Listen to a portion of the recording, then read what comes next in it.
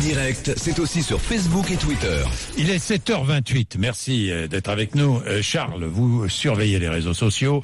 Débat d'entre deux tours hier entre Benoît Hamon et Manuel Valls, salué sur Twitter, ce qui n'a pas empêché les internautes de sourire. Oui, certains hésitent encore ce matin entre Valls et Hamon. Je vais voter Valmont, dit l'un d'entre eux, en référence aux liaisons dangereuses.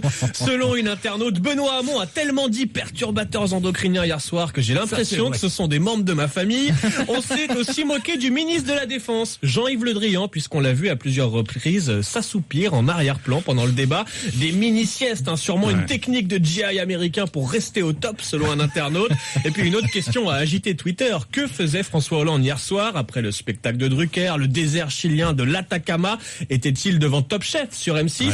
Eh bien non, l'Élysée a fait savoir que le chef de l'État avait bien suivi le débat, mais il ne votera pas dimanche prochain, préférant la finale du mondial de handball. Mais il peut voter avant quand même, avant la finale. Elle dure pas toute la journée. En tout cas, vous avez fait savoir quel serait son programme dimanche. Conclusion du site parodique Le Gorafi sur Twitter. À la fin du débat, 85% des téléspectateurs se disent convaincus par Emmanuel Macron. Et puis politique toujours sur Twitter, où l'affaire Pénélope Fillon fait toujours autant réagir. Oui, toujours autant d'indignation chez les internautes. Cette enseignante, par exemple, qui tweet avec une pointe de cynisme: chère Pénélope, en tant que prof, votre mari m'accuse régulièrement d'exercer un emploi fictif. Je vous assure de mon entier soutien. D'autres tentent des jeux de mots. Une Galloise a gagné 500 000 € à l'Euro Fillon. Selon les internautes, les Balkany auraient qualifié le couple Fillon de petits joueurs. Et puis sur Twitter, on pointe également le silence du Front National, dont les responsables se font discrets, peut-être parce qu'ils sont accusés du même type de pratique au Parlement européen.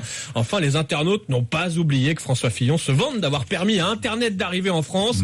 Avec tout ce qu'on lit sur Twitter depuis 2 jours, il doit bien regretter d'avoir inventé Internet, selon un internaute. Et puis un autre écrit: personne ne voyait Pénélope Fillon au bureau parce qu'elle était sous terre en train d'installer les câbles grâce auxquels la France a aujourd'hui Internet. Il est 7h30. Merci. Oui.